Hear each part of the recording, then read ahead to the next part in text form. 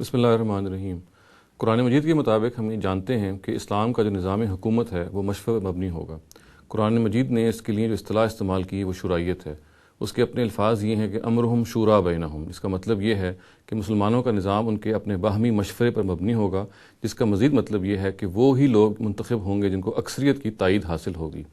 اس ضمن میں ایک غلط فہمی ہے جو عام طور سے پائی جاتی ہے، اور وہ یہ ہے کہ لوگ یہ سمجھتے ہیں کہ اکثریت کی بنیاد پہ اگر کوئی حکومت قائم ہوتی ہے تو کیا یہ پھر مانا جائے گا کہ اکثریت ہی حق پر ہوتی ہے؟ یعنی گویا کہ جو خلط مبس پیدا کیا جاتا ہے وہ یہ ہے کہ اگر اکثریت ہے جو فیصلہ کن ہوتی ہے اسلامی نظام حکومت میں، تو پھر کیا ہم یہ مان لیں کہ اکثریت جس جانب میں ہوگی وہ ٹھیک ہوگی، یعنی اکثریت ہی حق پر ہوگی؟ دوسرے لفظوں میں کیا پھر یہ مان لیا جائے گا کہ اکثریت اگر کسی غلط بات پہ جمع ہو جائے تب بھی ہمیں اسلام کی حکومت کی اطاعت کرنی ہے؟ تو اس ضمن میں جو کلیریفیکیشن ریکوائرڈ ہے وہ یہ ہے کہ یہ نہیں کہا جاتا کہ اکثریت ہمیشہ صحیح جگہ پہ ہوگی۔ جو اس میں جو خلط مبس پایا جاتا ہے وہ یہ ہے کہ اسلام جو کا نظام حکومت ہے وہ جب مشورے پر مبنی ہوگا تو اس کا مطلب اصل میں یہ ہوتا ہے کہ نظام حکومت میں جو فصل نزاعات ہیں، یعنی جب ڈفرینسز اوپینین ارائز ہوتے ہیں، ان کو فیصلہ کرنے کے لیے یا اقتدار کی منتقلی کے لیے جو طریقہ اختیار کیا جاتا ہے وہ اکثریت کی رائے پر مبنی ہوتا ہے۔ دوسرے لفظوں میں ہم یہ کہتے ہیں کہ مثال کے طور پہ اگر ایک قانون جو ہے وہ پاس ہوا ہے اور وہ قانون اکثریت کی رائے پر مبنی ہے، تو اس کا یہ ضروری مطلب نہیں ہے کہ لازماً وہ قانون ٹھیک ہی ہوگا۔ اس کا صرف مطلب یہ ہے کہ اس کو اکثریت کی تائید حاصل ہے، چنانچہ اب وہ ایک واجب الاطاعت قانون بن گیا اس ملک میں، اور اگر اس سے کوئی مختلف رائے لوگوں کی ہے تو وہ ظاہر ہے اس رائے کو بیان کریں گے، اس رائے کی حق میں لوگوں کی جو تائید ہے اس کو حاصل کریں گے، مگر جو قانون بن گیا اس کو ہر حال میں فالو کریں گے، یعنی اس کی قانون شکنی نہیں کریں گے تاوقتے کہ ان کی اپنی جو رائے ہے وہ اس اکثریت میں آ جائے کہ لوگ اس کو قبول کر لیں اور پھر اس کا نفاذ ہو جائے۔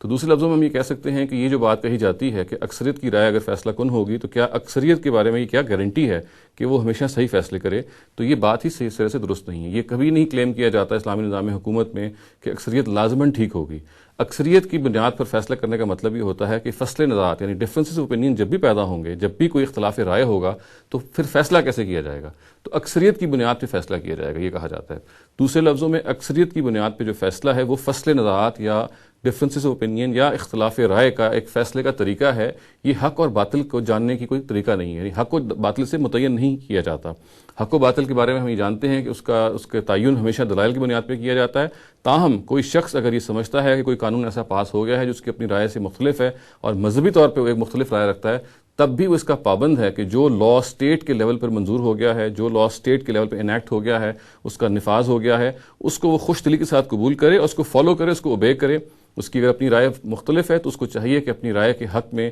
لوگوں کو کنونس کرے، لوگوں کو بتائے، اور اگر اس کی رائے کی حق میں اکثریت کنونس ہو جاتی ہے تو اب آپ سے پھر وہ قانون نافذ ہو جائے گا۔ تو ہم یہ کہہ سکتے ہیں کہ اکثریت کی رائے کے بارے میں یہ کہنا کہ وہ لازماً حق پہ ہوگی، یہ سرے سے کوئی کلیم ہی نہیں کیا جاتا۔ اکثریت کی رائے کے بارے میں صرف یہ کہا جاتا ہے کہ جب بھی ڈفرینسز اوپینین ہوں گے، جب بھی فصل نزاعات ہوں گی، جب بھی قانون سازی ہوگی، تو ظاہر ہے کہ قانون سازی کرنے میں 3، 4، 5 یا 6 آراء ہو سکتی ہیں، تو پھر کس کی رائے مانی جائے گی؟ تو یہ جو اکثریت کی رائے کا معاملہ ہے یہ صرف آراء کو سیٹل کرنے کا ایک طریقہ ہے۔ گویا کہ جو اکثریت کی رائے ہے اس کو ایکسیپٹ کر کے قانون بنا لیا جائے گا۔ وہ قانون عملاً غلط بھی ہو سکتا ہے مگر اس غلطی کو پھر فالو کیا جائے گا، اس لیے کہ اکثریت کی رائے میں بہرحال وہ ٹھیک ہے۔ چنانچہ جب ہم یہ دیکھتے ہیں کہ ہمارے اپنے ہاں جو اسلاف رہے ہیں انہوں نے اس کو بہت زیادہ جسے کہتے ہیں کہ ڈیلیجنٹلی فالو کیا، اور جب بھی اکثریت کی رائے کے سامنے ان کو اپنی رائے کو چھوڑنا پڑا تو انہوں نے اس کو چھوڑا۔ چنانچہ اگر آپ یہ جاننا چاہیں کہ اسلام کا جو نظام حکومت ہے وہ شورائیت پر مبنی ہے تو یہ بات بالکل بلا خوف تردید کہی جا سکتی ہے کہ اکثریت کی رائے پر مبنی حکومت ہی ہے جو اسلام جس کا خواہاں ہے۔ وہ یہ کہتا ہے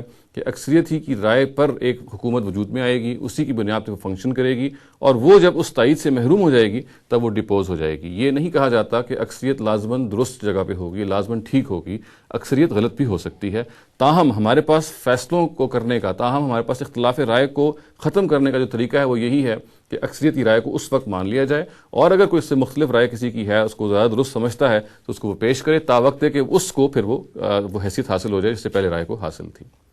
اقول قولی ھذا واستغفر اللہ لی ولکم ولسائر المسلمین والمسلمات۔